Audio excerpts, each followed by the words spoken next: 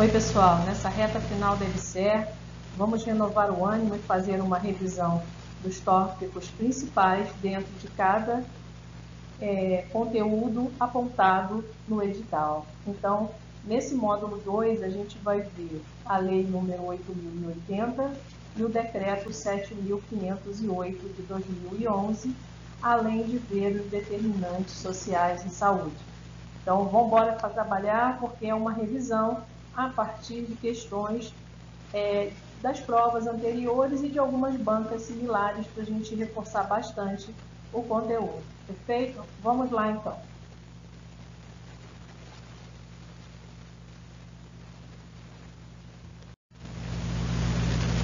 Bom, nesse módulo, que é o módulo 2, a gente aborda os tópicos 5 e 6 do edital, da EBSER, esse edital 2019-2020.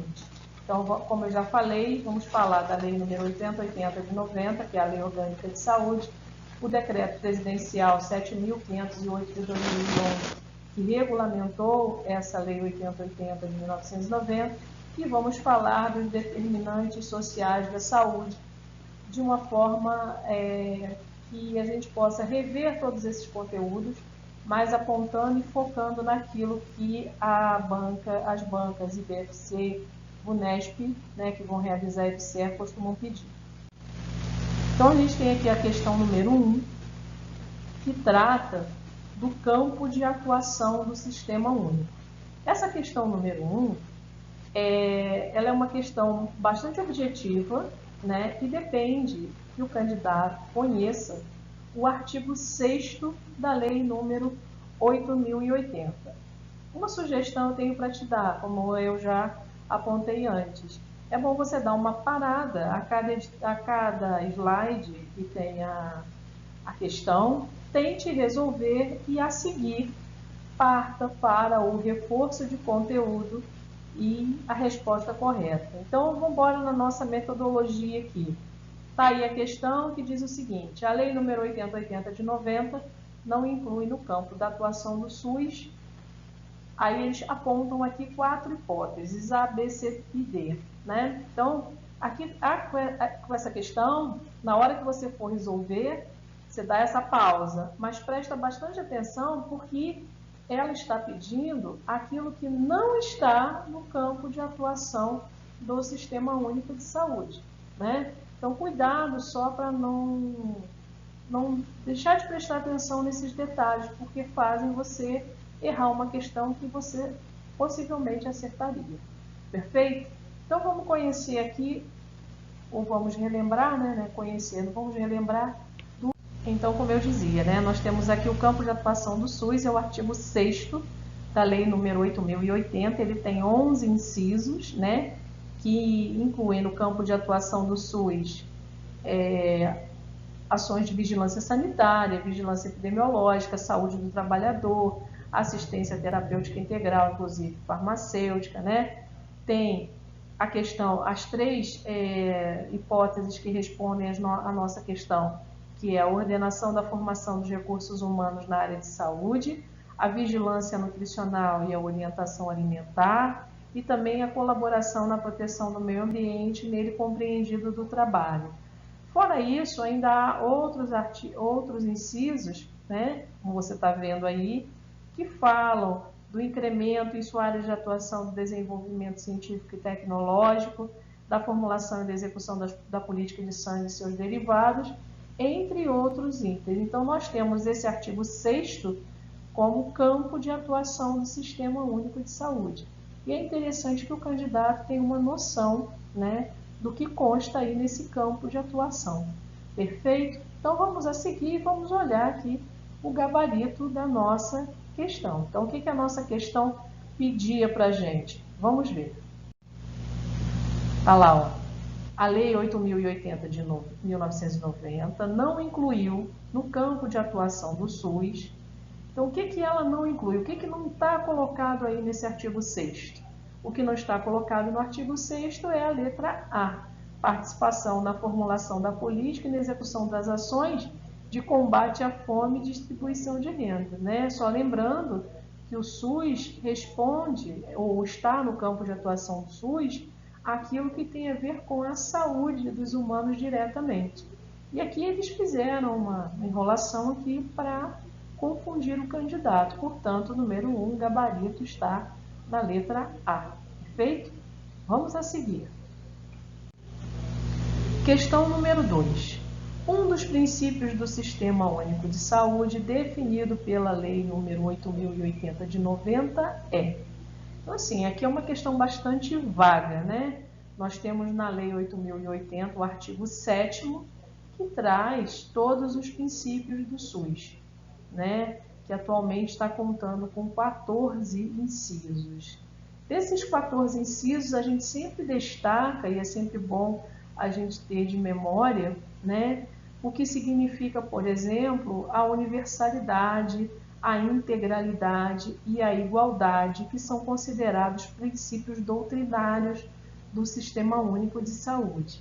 Então, quando a gente fala desses princípios que são os doutrinários, são aqueles mais, que a gente pode dizer assim, entre aspas, que são mais famosos, né? A universalidade, aquele princípio que fala da garantia de acesso aos serviços a todas as pessoas. A integralidade diz que cada um, né, deve ter acesso ao nível de complexidade exigido para o seu caso dentro do Sistema Único de Saúde. E a igualdade diz que não pode haver nem preconceito nem privilégio. Esses conceitos eles têm que estar já como pano de fundo na nossa cabeça. Mas há alguns outros princípios que a gente até brinca às vezes que são princípios que não são famosos, como é o caso de preservação da autonomia das pessoas, na questão relativa à sua integridade física e moral. Então, enfim, tem vários outros princípios que não são tão famosos assim. Então, é bom a gente dar uma olhada no artigo 7º. Então, é aí que você vai fazer a sua pausa, vai olhar aí qual desses itens de A até E é considerado um dos princípios do Sistema Único de Saúde e depois a gente vai dar uma olhadinha na resposta, né? Vai fazer uma breve revisão desses princípios e vai dar uma olhadinha na resposta. Perfeito? Vamos lá então. Então, fazendo uma breve revisão aqui nos princípios do SUS apontados pela Lei número 8080, a gente tem, para começar, a universalidade de acesso aos serviços, que é aquele princípio que diz que saúde é o direito de todos, né? É a universalidade de acesso aos serviços de saúde em todos os níveis de assistência. E essa universalidade significa o quê? O acesso de todas as pessoas a tudo que o SUS oferece. Perfeito? Então, universalidade de acesso. O segundo princípio apontado aqui é a integralidade da assistência. Esse princípio é muito interessante porque ele entende que o Sistema Único de Saúde tem que funcionar como um todo. E dentro desse todo, cada pessoa tem que encontrar tudo aquilo que ela precisa. Se ela precisa da vacina, é a vacina. Se precisa de um transplante, sei lá, cardíaco, é o transplante. Então, significa, assim, eu gosto de olhar para ele como uma relação do usuário com o sistema. E essa relação pode ser uma relação individual ou uma relação onde esse usuário está dentro de um coletivo, como é o caso, por exemplo, de uma vacina, né? Então, enfim, quando a gente fala de integralidade da assistência, é entender que cada um tem que encontrar dentro desse Sistema Único de Saúde aquilo que precisa para a sua necessidade, como eu falei. Se é vacina, é vacina, se é transplante, é transplante. Perfeito? Então, eles dizem aqui, ó, integralidade da assistência entendida como um conjunto articulado e contínuo, ou seja, não pode haver quebra. O sujeito, ao entrar no Sistema Único de Saúde, se ele entra lá pela porta de entrada, que é a atenção primária, e precisa de um serviço mais complexo, ele tem que ter esse acesso, não pode haver interrupção, né? Então, a continuidade. Então, o serviço a integralidade da assistência é entendida como um conjunto articulado e contínuo das ações e serviços, preventivos e curativos, individuais e coletivos, exigidos para cada caso em todos os níveis de complexidade no sistema. Então, aquilo que a gente já conversou anteriormente. E há ainda umas interpretações de integralidade que, na verdade, estão dentro desta grande definição, mas que didaticamente, para a prova de concurso, a gente costuma apontar assim. Por exemplo, a integralidade também é ver o sujeito como um todo.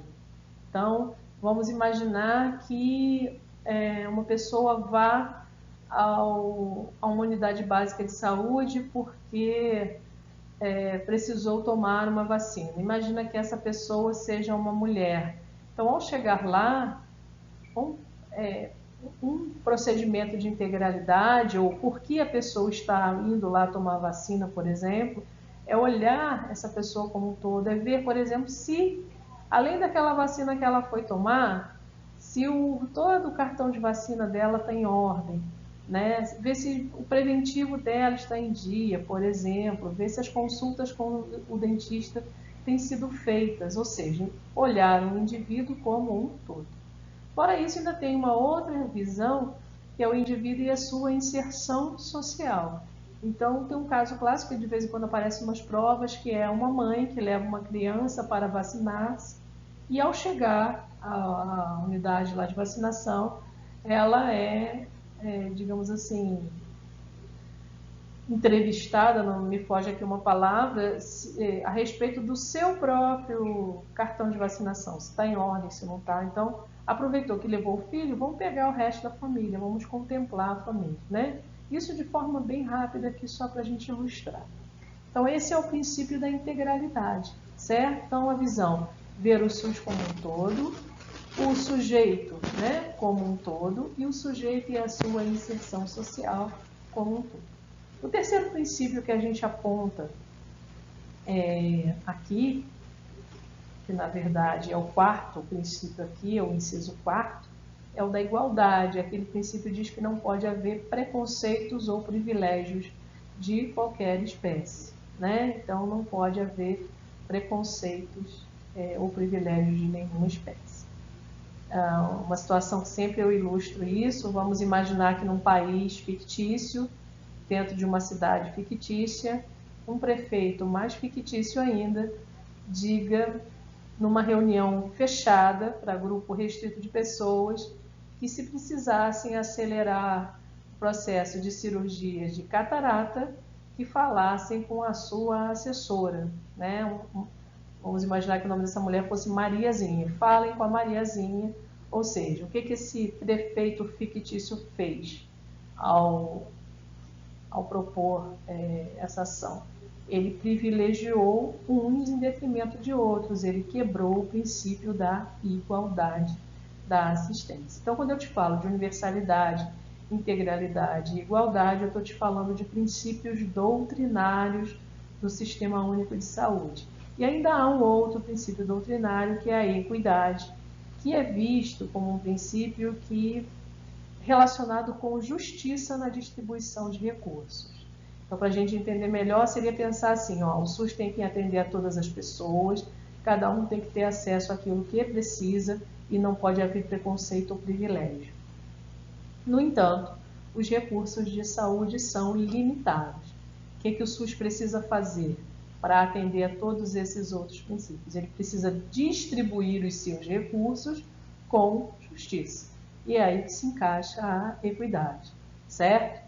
Então, esses são os doutrinários. O que não for isso que eu mencionei agora, universalidade, integralidade, igualdade e equidade, a gente pode jogar na conta dos princípios organizativos. Perfeito? Que também, às vezes, são chamados de diretrizes. Então, há outros princípios, além dos doutrinários, que estão expressos aqui. O que está envolvido na nossa questão é o direito à informação às pessoas assistidas sobre a sua saúde. Mas também há uma série de outros princípios que a gente pode estar observando aqui nesse slide. Então, ao examinar toda essa lista, a gente então escolhe a resposta na letra B de bola, depois de analisar ali todo o conteúdo presente no artigo 7º da Lei número 8080. Então, é o direito à informação às pessoas assistidas sobre sua saúde. Perfeito? Vamos ao próximo ponto, então. A questão número 3, ela conta uma historinha. Então, tá lá assim, um município de pequeno porte decidiu que, durante a campanha anual de vacinação contra a gripe, estaria disponível aos pacientes a dosagem de glicemia e a aferição da pressão arterial. A medida foi duramente criticada pelos vereadores de oposição, que a caracterizaram como desperdício de recursos e desvio do objetivo da vacinação. Então, eles aqui perguntam em sua opinião. Então, você vai avaliar se a medida está correta ou se está incorreta. Mas isso em virtude de quê? Dos princípios do Sistema Único de Saúde. Então, dá aquela pausa, avalia e a gente vai discutir isso no próximo slide. Então, temos aqui, essa medida, ela está de acordo com o princípio da integralidade. Aí você deve estar se perguntando, mas aonde eu encontro isso nesse enunciado? Fácil, O município de pequeno porte decidiu que durante a campanha anual de vacinação contra a gripe, estaria disponível aos seus pacientes a dosagem de glicemia e a aferição da pressão arterial, ou seja, a pessoa iria lá para tomar uma vacina, mas seria contemplada como um todo, podendo fazer a aferição da pressão arterial e a dosagem de glicemia. É o sujeito como um todo, então nós temos aqui o que princípio? A integralidade da assistência. Vamos ao próximo desafio. Número 4 diz assim: considerando o texto da Lei 8080 de 90, a assistência sem preconceitos ou privilégios de qualquer espécie corresponde a um dos princípios do SUS, que é o ou a. Pausa aí, escolhe a resposta e vamos discutir no próximo slide. Muito bem, a igualdade da assistência. Toda vez que se falar em assistência sem preconceito e sem privilégio, é o princípio da igualdade que está sendo abordado. Perfeito? Então, vamos seguindo aí a nossa revisão. Questão número 5. O gestor estadual de saúde propõe priorizar investimentos em municípios de pequeno porte, com reduzida capacidade instalada para o atendimento de pacientes com insuficiência coronariana aguda. Pode-se dizer que esta proposta desrespeita o princípio da universalidade do SUS, desrespeita o princípio da participação da comunidade na gestão do SUS, desrespeita o princípio da utilização da epidemiologia para o estabelecimento de prioridades, é coerente com o princípio da equidade e contraria o princípio da organização de serviços públicos, de modo a evitar a duplicidade de meios para fins idênticos. Então, você já escolheu a sua resposta? Pensa aí e a gente discute já já.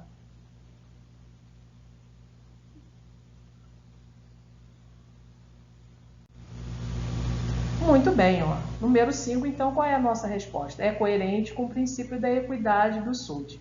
E aí vai uma dica.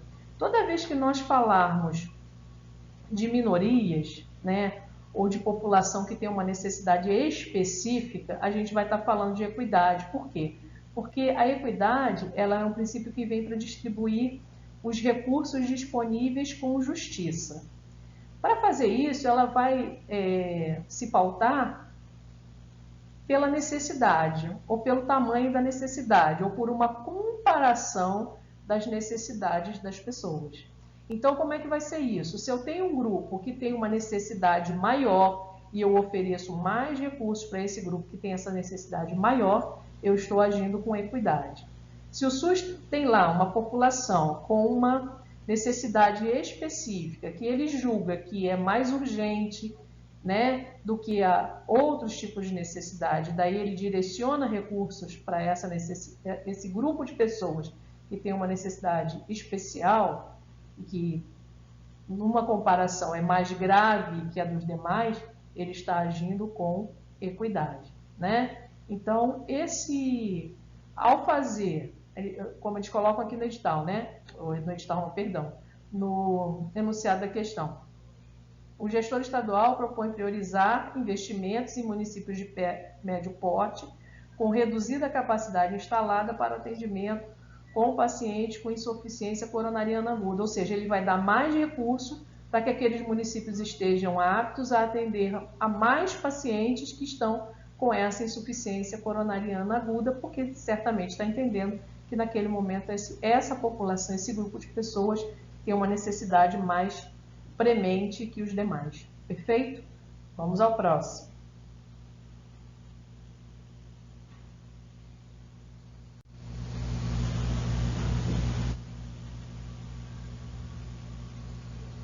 Então vamos lá.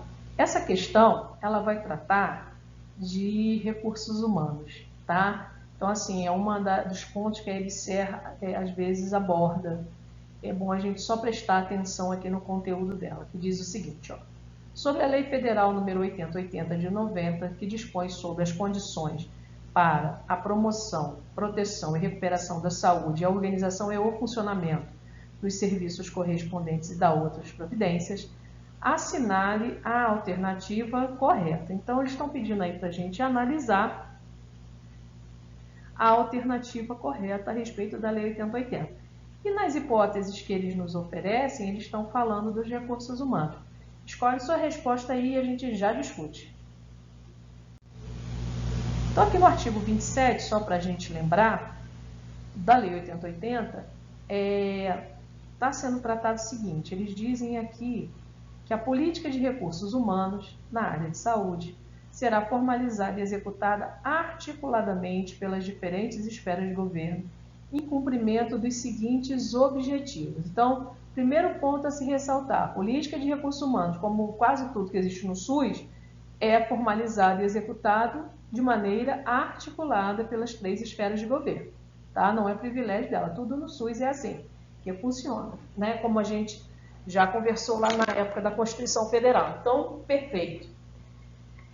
Segundo ponto, eles dizem assim, a organização de um sistema de formação de recursos humanos em todos os níveis de ensino, inclusive de pós-graduação, além da elaboração de programas de permanente aperfeiçoamento pessoal e a valorização da dedicação exclusiva aos serviços do SUS, se constituem em quê? Em objetivos do Sistema Único. Então, em relação à Política Nacional de Recursos Humanos, ela tem 2 objetivos. Quais são os objetivos dessa política? Organizar um sistema de formação de recursos humanos em todos os níveis de ensino, inclusive de pós-graduação, além da elaboração de programas de permanente aperfeiçoamento pessoal e valorizar a dedicação exclusiva aos serviços do Sistema Único de Saúde. Continuando aqui, é só para a gente pensar, então, que tem que guardar que há 2 objetivos, né, na Política Nacional de Recursos Humanos. Então, vamos continuar.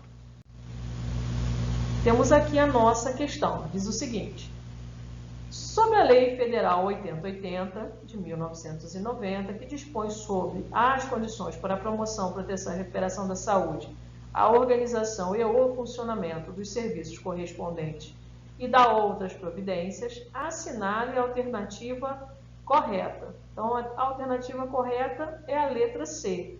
Inclui-se nos objetivos da política de recursos humanos a organização de um sistema de formação em todos os níveis de ensino, inclusive de pós-graduação.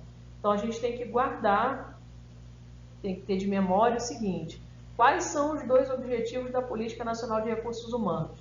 Essa organização de um sistema de formação e a valorização da dedicação exclusiva aos serviços do SUS.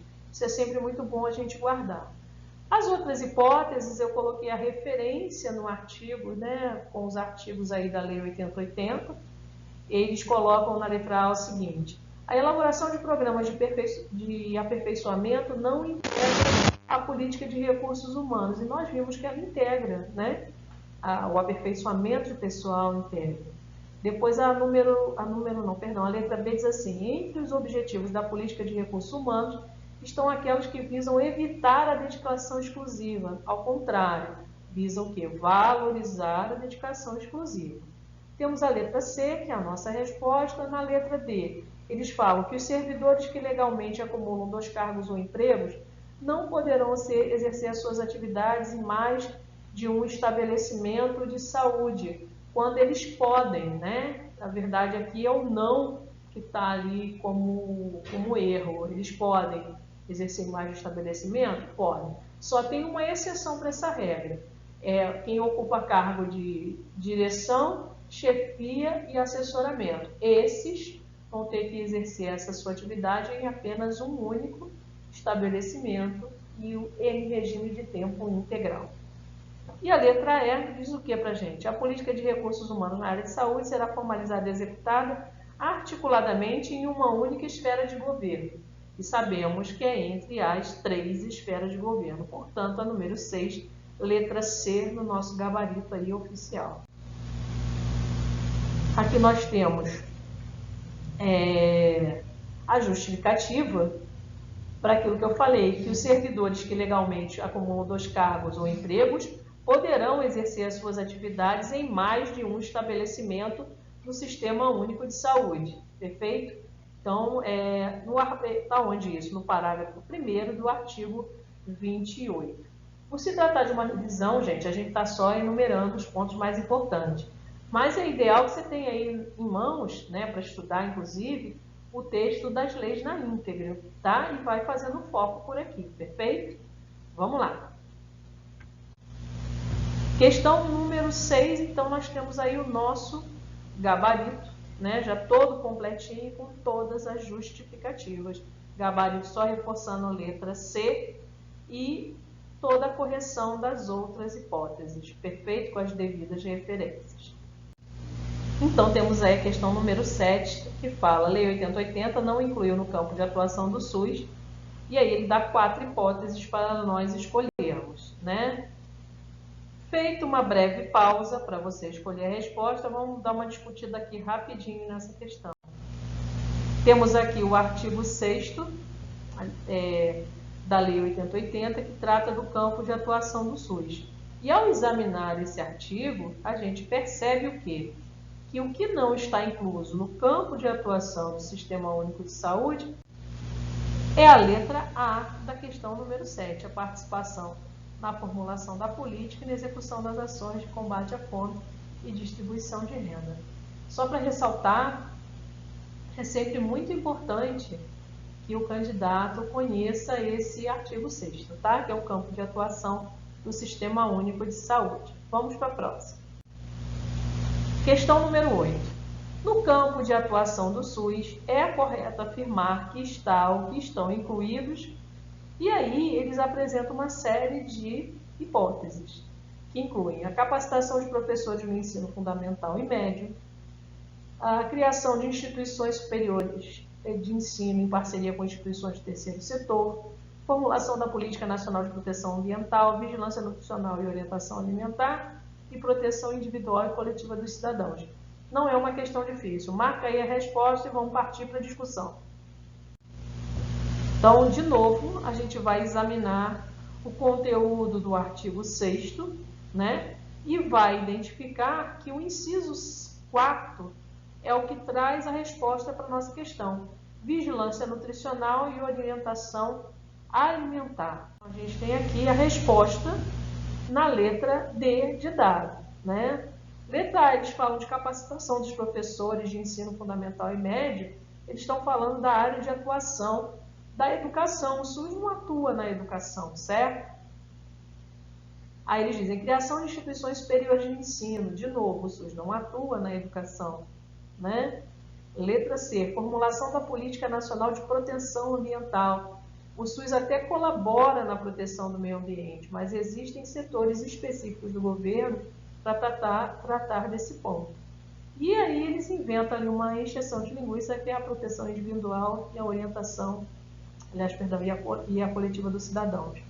Então, situação essa que nos leva para o gabarito da número 8, na letra D de dado, vigilância nutricional e orientação alimentar.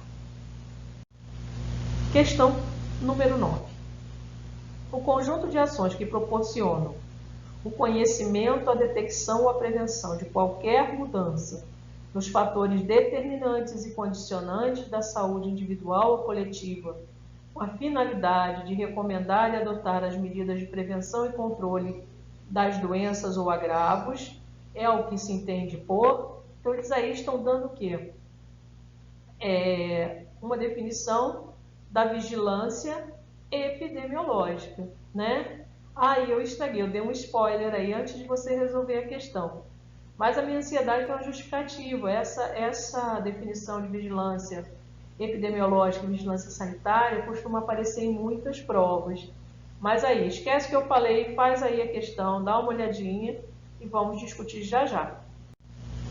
Então, temos aí o conceito de vigilância epidemiológica, tal qual está expresso no segundo parágrafo lá do artigo 6º. Né? Então, eles usaram o conceito na íntegra. Entende-se por vigilância epidemiológica o conjunto de ações que proporcionam conhecimento, detecção ou prevenção de qualquer mudança nos fatores determinantes e condicionantes de saúde individual ou coletiva, com a finalidade de recomendar e adotar medidas de prevenção e controle. Eu costumo dar aula, eu brinco com os alunos que a vigilância epidemiológica é como se ela fosse uma vizinha fofoqueira. Ela fica observando tudo, né, através dos sistemas de informação, das informações que chegam pelos sistemas de informação, e a partir dali, se houver qualquer anormalidade, o que ela vai fazer? Ela vai recomendar e adotar medidas de prevenção e controle. Então, é a vigilância, esse é o conceito de vigilância epidemiológica. Tão importante quanto esse conceito, nós vamos ver um outro. É o conceito de vigilância sanitária. No conceito de vigilância sanitária, eles falam que a vigilância sanitária é um conjunto de ações capaz de eliminar, diminuir ou prevenir riscos à saúde e de intervir nos problemas sanitários decorrentes do meio ambiente, da produção e circulação de bens e da prestação de serviços de interesse para a saúde.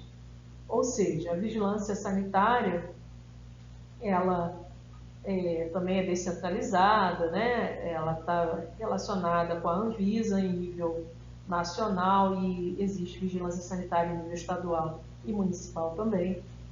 E ela está relacionada à questão de olhar pelo ambiente, né? E pelos bens e serviços que são consumidos. Então, se o ambiente não está propício para ser frequentado por pessoas, ela pode, por exemplo, ir lá e fechar, como já fechou uma delegacia aí alguns anos atrás, porque aquele ambiente não era saudável para a permanência de trabalhadores ou de cidadãos ou até mesmo de custodiados. Então, se ela vê que aquele ambiente não é propício, ela vai lá e fecha, ela tem esse poder. Ela pode aplicar punição e pode tomar decisões mais drásticas. O que mais? Controles de bens de consumo. Então, existem bens de consumo relacionados direta e indiretamente com a saúde. Que é um relacionado diretamente com a saúde, a gente vai ter o medicamento. Todo medicamento tem que ter um registro, né? Não Anvisa. E bem relacionado indiretamente com a saúde, a gente pode, por exemplo, pensar num desinfetante que a gente usa em casa, né? Que eles chamam de domo-saneante. Então, nesse desinfetante, ele também tem que obedecer a determinados padrões para não intoxicar, não fazer mal, né? Então, ele é um produto que não está relacionado diretamente com a saúde, mas que pode interferir com a saúde, assim como, por exemplo, alguns cosméticos, né? Etc. E o controle da prestação de serviços. Existem serviços relacionados diretamente com a saúde, hospitais, consultórios dentários, né? E existem os serviços relacionados indiretamente com a saúde, mas que podem acabar interferindo com a saúde. Então, por exemplo, uma padaria, um restaurante, né? Lá não é um serviço de saúde, mas o que é feito lá, a forma com que os alimentos são processados e são oferecidos, pode, eventualmente, vir a causar um problema de saúde. Então, também são passíveis de fiscalização pela vigilância sanitária. Então, temos aí os dois conceitos, né? Falamos anteriormente da vigilância epidemiológica e agora falamos da vigilância sanitária.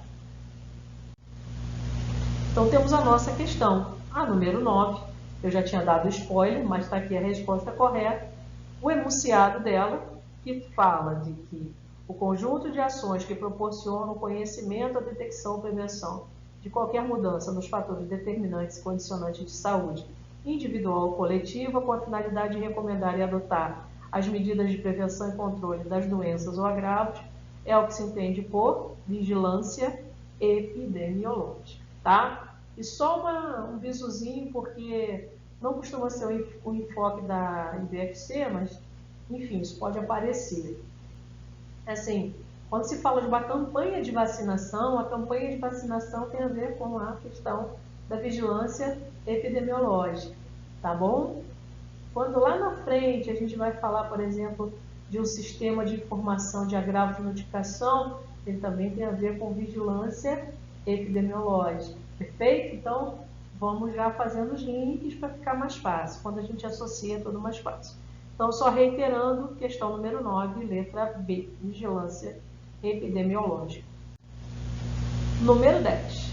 A vigilância sanitária é um conjunto de ações capazes de eliminar, diminuir ou prevenir riscos à saúde e de intervir nos problemas sanitários decorrentes do meio ambiente, da produção e circulação de bens e da prestação de serviços de interesse para a saúde, abrangendo. Então, eles aqui vão fazer uma série de propostas. Marca aí a sua resposta e a gente vai discutir no próximo slide. Então, ela abrange o quê? Ela abrange o controle de bens de consumo e o controle da prestação de serviços. O que vai levar a nossa resposta para que letra?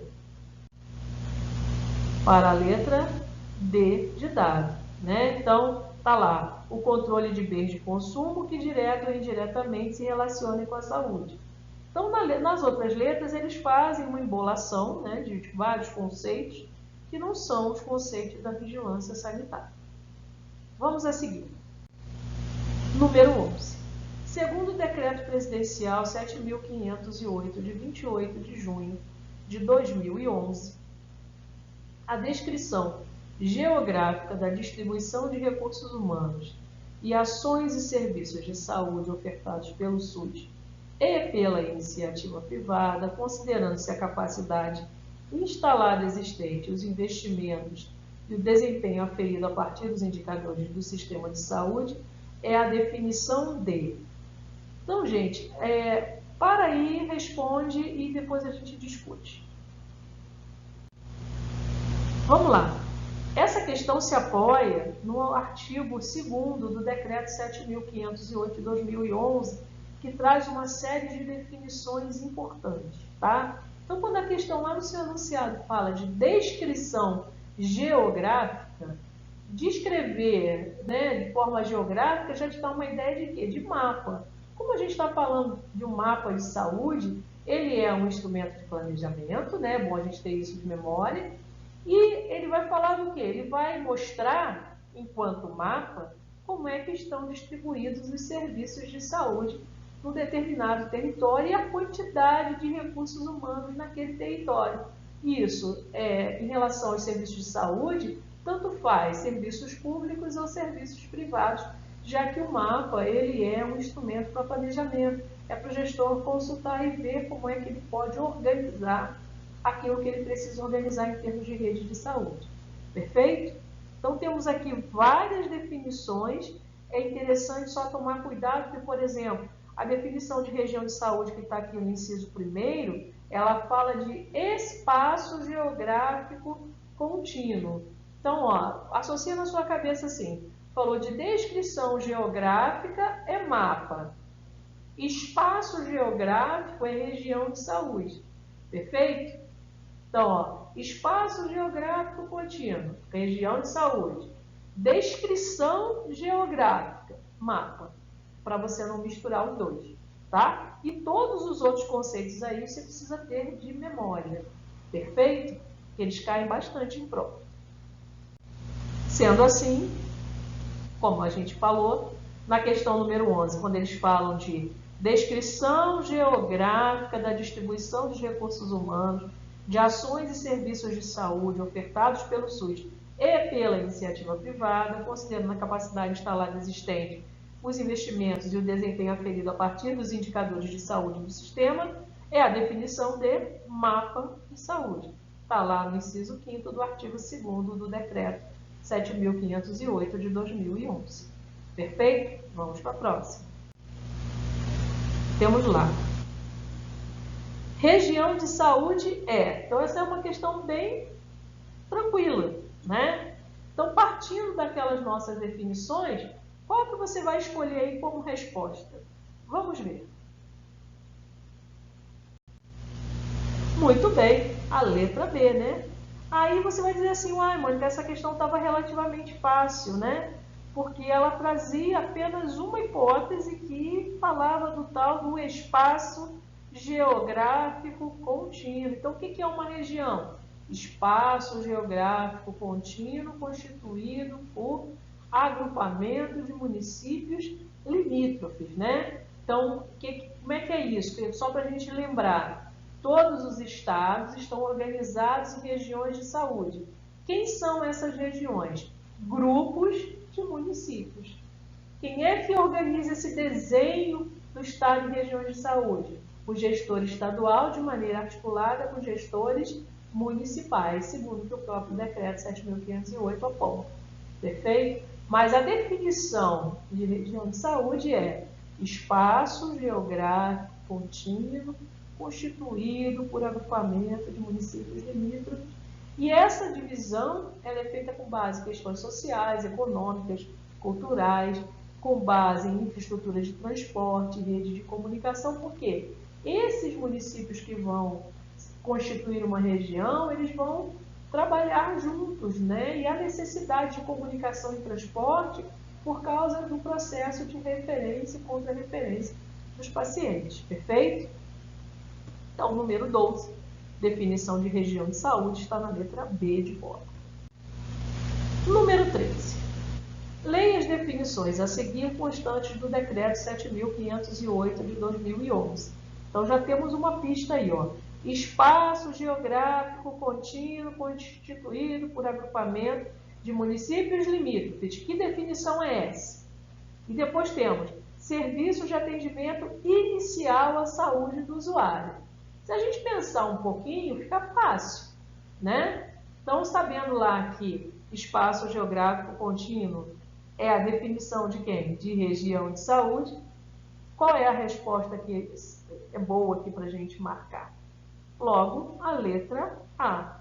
Ah, Mônica, mas como é que eu vou saber que é isso? Bem, a letra A não te deixa a menor dúvida, porque é a única que contempla aqui a questão da região de saúde, né, na primeira definição. E o que são portas de entrada? Se você pensar direitinho, gente, porta de entrada é por onde entra, por onde o usuário acessa o serviço. Ou seja, ela é o serviço de atendimento inicial. Então, está aí a outra resposta. Ambas as definições estão contidas lá no artigo 2º do decreto 7.508 de 2011. Perfeito? Vamos lá. Questão número 14. Considerando o decreto 7.508 de 28 de junho de 2011, assinale a alternativa incorreta. Aqui é bom a gente tomar cuidado, porque eles estão pedindo aquilo que está o quê? Errado, né? Então, presta atenção aí na hora de marcar, perfeito?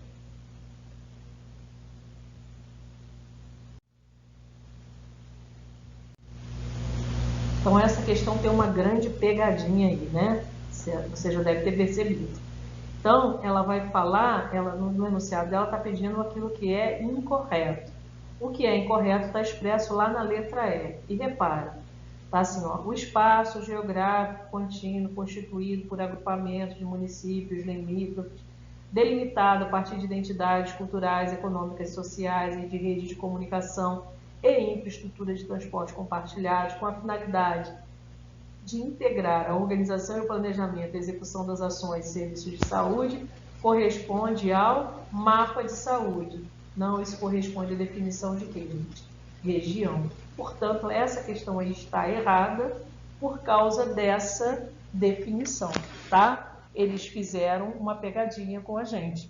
Põe espaço geográfico e lá no final falam que é mapa, né? Quando essa é a definição de região de saúde.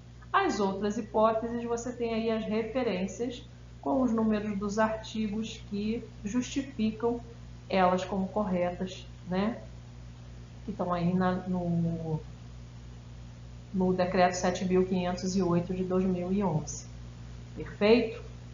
Vamos dar uma olhadinha aqui no próximo slide. Questão número 15. Sobre a hierarquização em acesso ao SUS, assinale a alternativa, de novo, gente, incorreta, né? Então, olha aí para você escolher a sua resposta.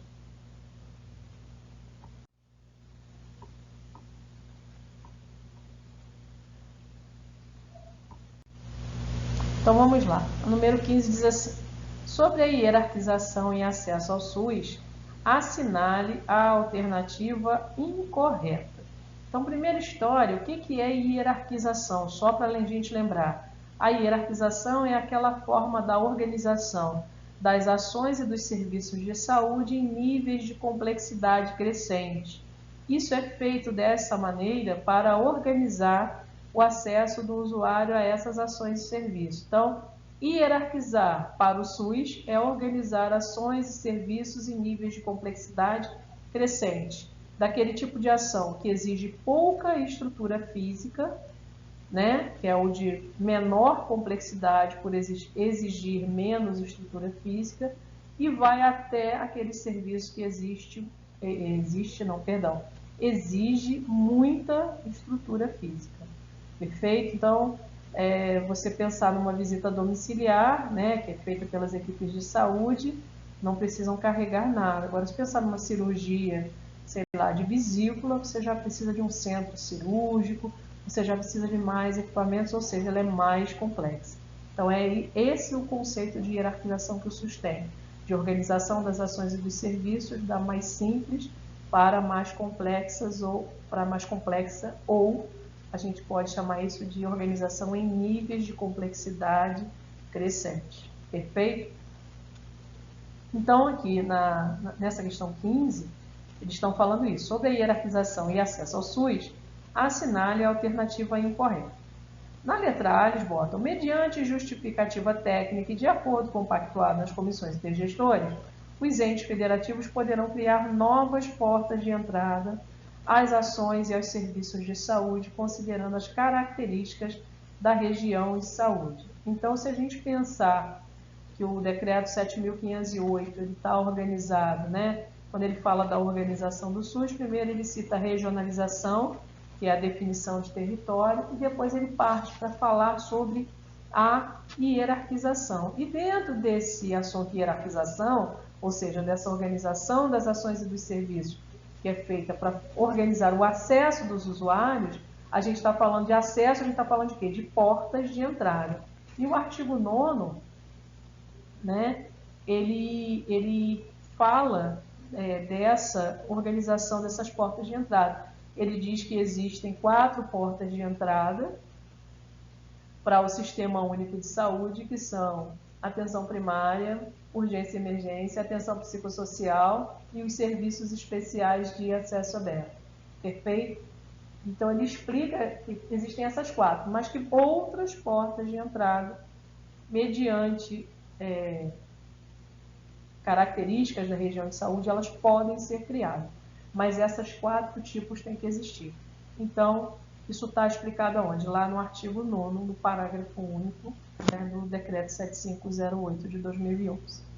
A letra B, que é a nossa resposta, são portas de entrada às ações e aos serviços de saúde nas redes de atenção em saúde, os serviços de atenção primária, perfeito, de urgência e emergência, maravilha, de atenção psicossocial, ótimo. No entanto, eles botam ali apenas serviços especiais, apenas, né? Eles param no apenas.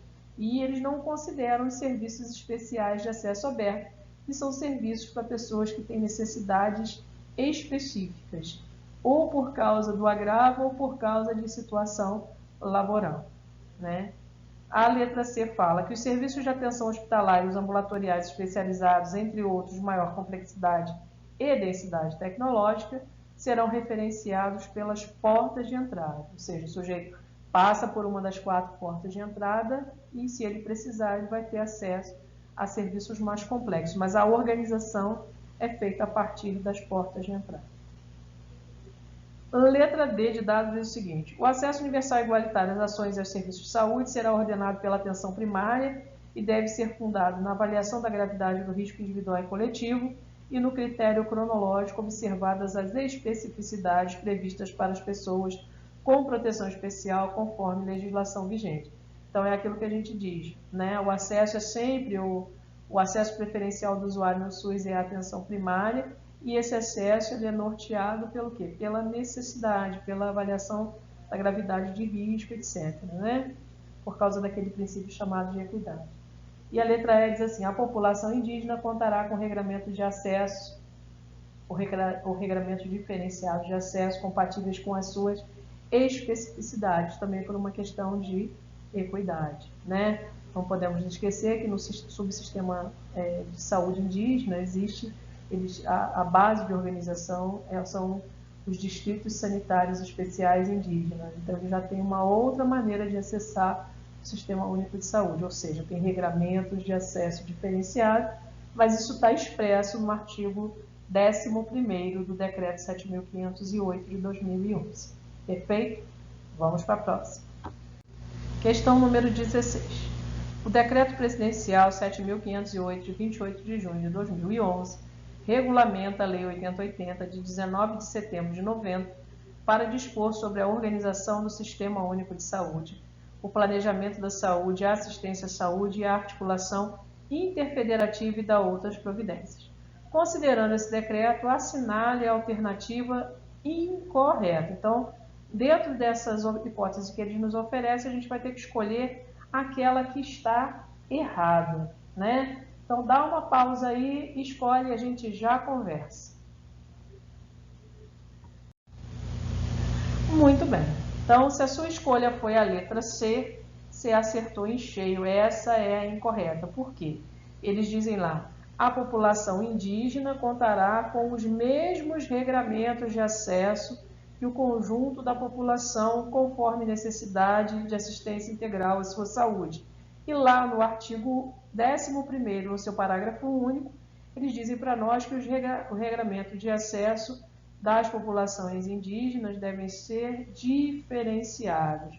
Perfeito? Então, é a letra C que está incorreta. Agora, vamos dar uma olhadinha aqui, fazer uma peneira aqui de algumas coisas que eu queria conversar com vocês. Por exemplo, essa questão, no enunciado dela, eles dão a definição do que é o Decreto Presidencial 7.508. Dizem lá que ele regulamenta a Lei 8080, dispõe sobre a organização do SUS, o planejamento da saúde, a assistência à saúde e a articulação interfederativa. Essa informação, embora ela esteja aqui no enunciado, ela já foi questão de prova várias vezes, né? Eu ainda não vi da IBFC, mas de repente eles resolvem usar. Então, guarda essa definição aí do Decreto 7.508 de 2011, tá? Não custa nada, eu acho que é prudente fazer isso. Então, na letra A, eles falam aqui: poderão ser instituídas regiões de saúde interestaduais, compostas por municípios limítrofes por ato conjunto dos respectivos estados, em articulação com os municípios. Em alguns lugares, até por uma questão cultural, onde municípios já se relacionam muito bem entre si, embora estejam em estados diferentes, é possível a criação dessas regiões que envolvam municípios que fiquem em 2 estados diferentes. Perfeito? Então, quando isso acontece, cria-se aí a região interestadual. Esse é um conceito que foi dado lá no Pacto pela Saúde de 2006. Perfeito? Letra B diz assim: o acesso universal e igualitário às ações e serviços de saúde será ordenado pela atenção primária. Para tudo rapidinho. Atenção primária e atenção básica são termos equivalentes. Então, é esse nível que organiza o acesso? Então, o acesso universal e igualitário é ordenado pela atenção primária. E vai ser baseado em quê? Na avaliação de gravidade de risco, uma questão de humanização. Mas se você não decorou isso tudo, tem lá no artigo 11º expresso exatamente o que está aí nessa letra B.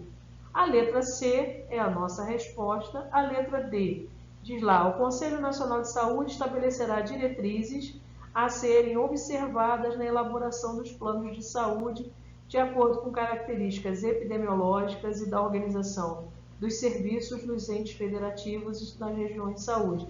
Isso aí está expresso no artigo 15º, parágrafo 3º. Só uma dica, né?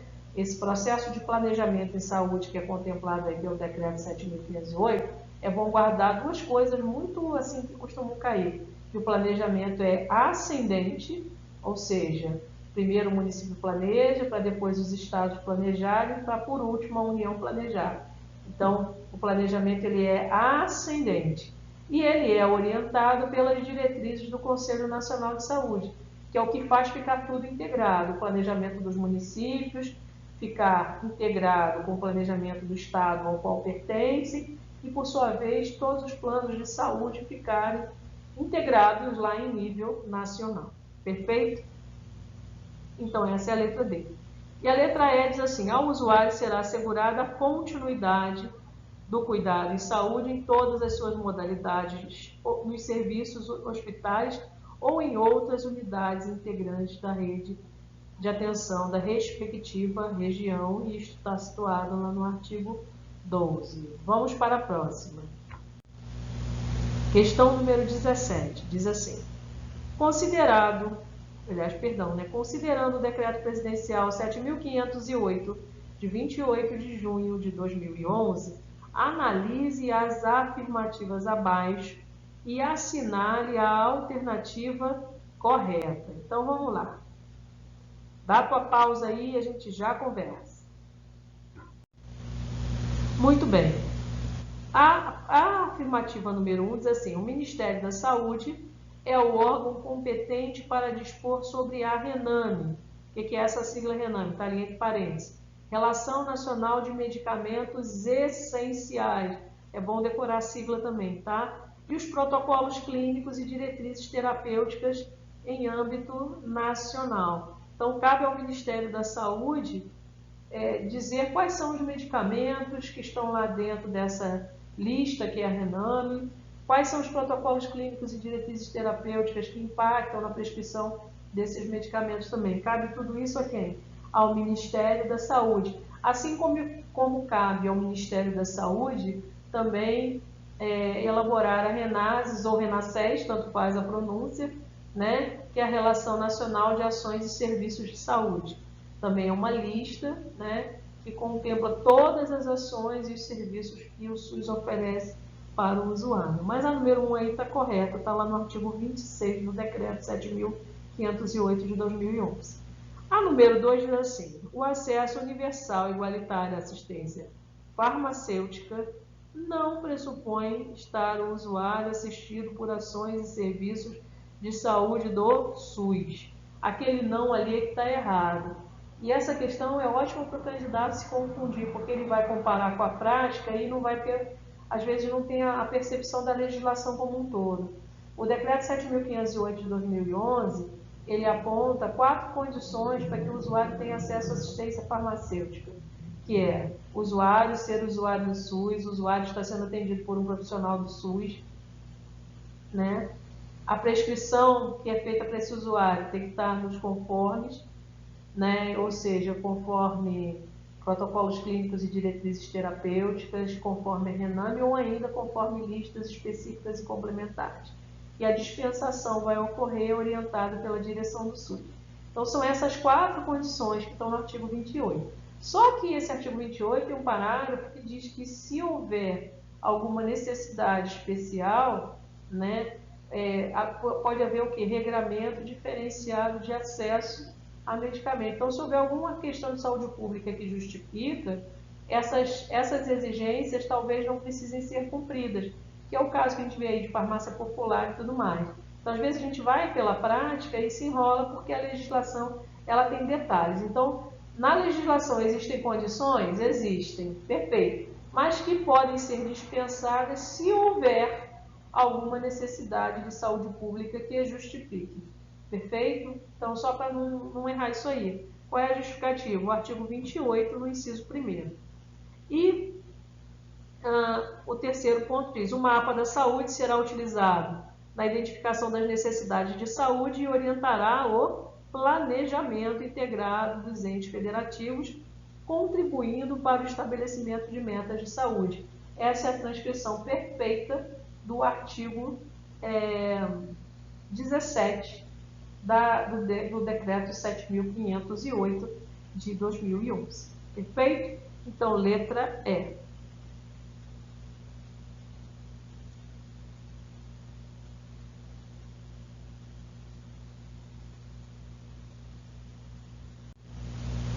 Vamos lá para o número 18. O que está escrito lá? O acesso universal, igualitário e ordenado às ações e serviços de saúde se inicia pelas portas de entrada do SUS e se completa na rede regionalizada e hierarquizada de acordo com a complexidade do serviço. Avalie se são portas de entrada às ações e serviços de saúde nas redes de atenção à saúde e os serviços de atenção primária, de urgência e emergência, de atenção psicossocial e especiais de acesso restrito. Avalie aí, a gente já discute a resposta.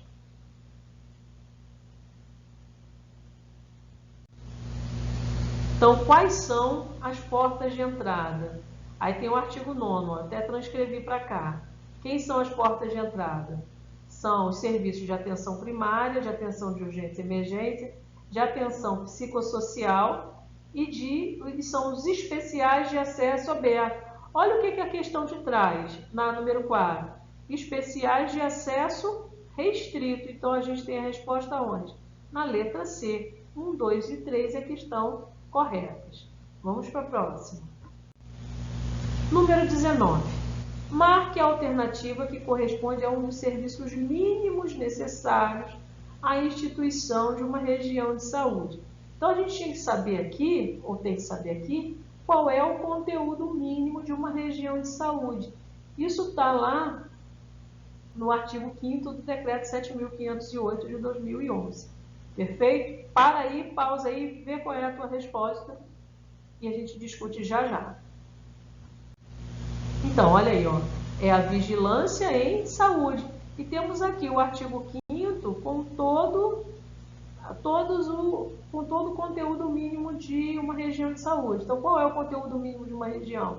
Atenção primária, urgência e emergência, atenção psicossocial, atenção ambulatorial especializada e hospitalar, e mais a vigilância em saúde. Então, nós vamos ter aí 5 itens que são considerados indispensáveis para montar uma região de saúde. É bom você tê-los de memória, perfeito?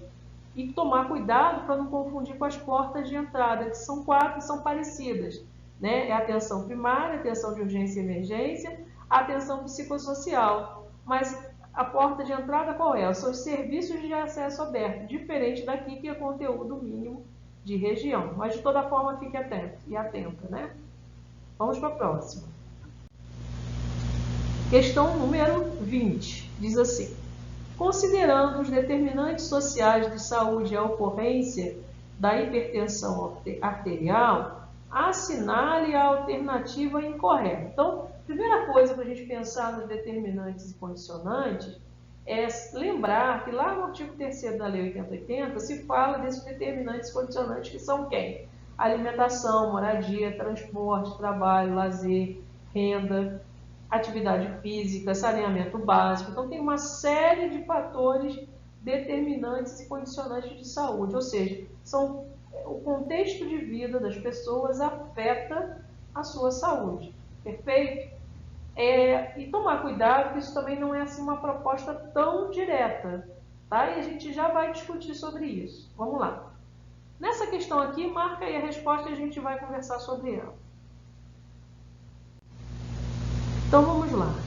O que é incorreto? Eles dizem aqui, ó, não parece haver relação entre renda familiar e prevalência de hipertensão arterial. Essa é a incorreta, porque existe uma relação de renda familiar com hipertensão, né? A renda familiar, tanto ela pode ajudar, como ela pode prejudicar a hipertensão arterial. Ah, é muito pobre, não tem como fazer a dieta para controlar essa hipertensão.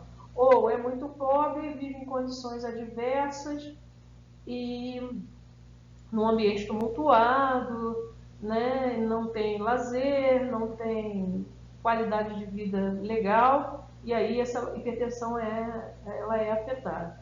Por um outro lado, também às vezes o fato de ter um poder aquisitivo maior e hábitos de saúde também que não sejam saudáveis, vamos dizer assim, também vão afetar nessa pressão. Então, eles dizem assim, não parece haver relação entre renda familiar e prevalência de hipertensão?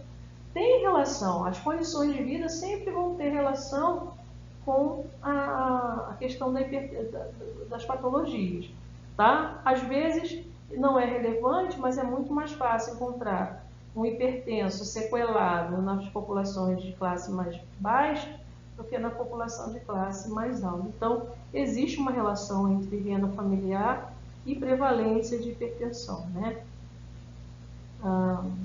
Seguinte. Então, a questão 21, ela vai falar dos determinantes sociais de saúde. É uma questão da CESP-NB, de um concurso da EBSER que houve em 2018, que foi essa banca. Então, eles falaram aqui assim, ó, acerca dos determinantes sociais da saúde, julgue os itens que se seguem. Atualmente, o foco dos determinantes sociais de saúde está no mecanismo de produção das iniquidades. Então, eles estão fazendo, ou tentando entender, né, a questão das iniquidades, das desigualdades sociais, embora eles digam que o cenário é bastante mais complexo do que isso, como foco para o estudo, né, o mecanismo de produção, aliás, perdão, o foco dos determinantes sociais está no mecanismo de produção das iniquidades, ou seja, o quanto essas iniquidades interferem na forma de viver do sujeito. Então, essa resposta da número 21 está correta, né? Aí vem a 22 e diz assim, conforme, ou acerca dos determinantes sociais da saúde, julgue os itens que se seguem. Conforme os estudos mais atuais sobre as iniquidades em saúde, há uma relação direta entre causa e efeito entre os fatores gerais de natureza social e econômica e a política e os indicadores de saúde de determinada população, de modo que países com alto PIB, que é o Produto Interno Bruto, né, possuem necessariamente melhores indicadores de saúde do que países com baixo PIB. E aí a gente foi procurar a fonte dessa questão e a gente encontrou um artigo. Está aqui o artigo que a gente transcreve aqui para você, A Saúde e seus Determinantes, onde os autores indicam que não há uma correlação constante entre os macroindicadores de riqueza de uma sociedade, como o PIB, e os indicadores de saúde. Aí eles justificam ali, ó, eles estão buscando por que existem países com PIB total per capita muito superior a outros, que, no entanto, possuem indicadores de saúde muito mais satisfatórios, ou seja, alguns países não têm os indicadores, não têm um PIB tão alto, mas têm um indicador de saúde um pouco melhor. Então, eles estão estudando isso. Então, a nossa resposta para a questão número 22, qual é a letra? Não é bem a letra, né? Qual é a opção? Errado. Se fosse no cartão da CESP-NB, a gente tinha que marcar a letra E de errado. Perfeito? Vamos ao 23.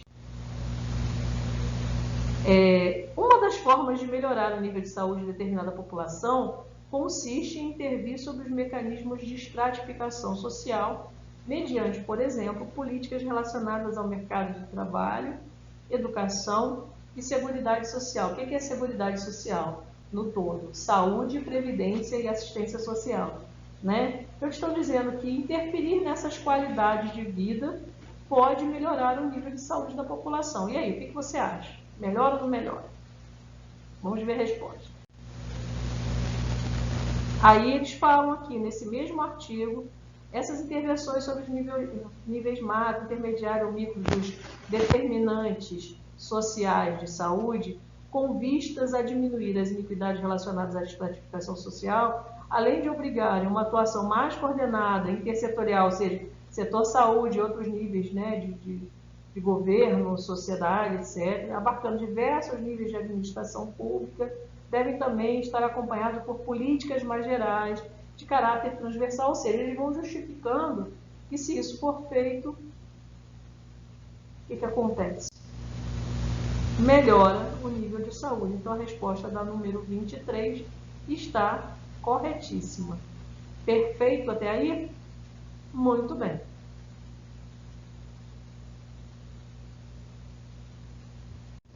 Então, gente, eu espero que vocês tenham aproveitado bastante essa revisão. Aqui estão as fontes utilizadas para essas respostas, né? São as legislações e mais o artigo que eu destaquei alguns pedaços ali, que você pode ter acesso pela internet, basta jogar esse nome que você encontra. Só que nesse momento acho melhor não ficar encontrando muito artigo, não. Trata de só fazer um foco naquilo que precisa ser estudado. A prova está a menos de um mês da gente, tá bom? Bons estudos aí!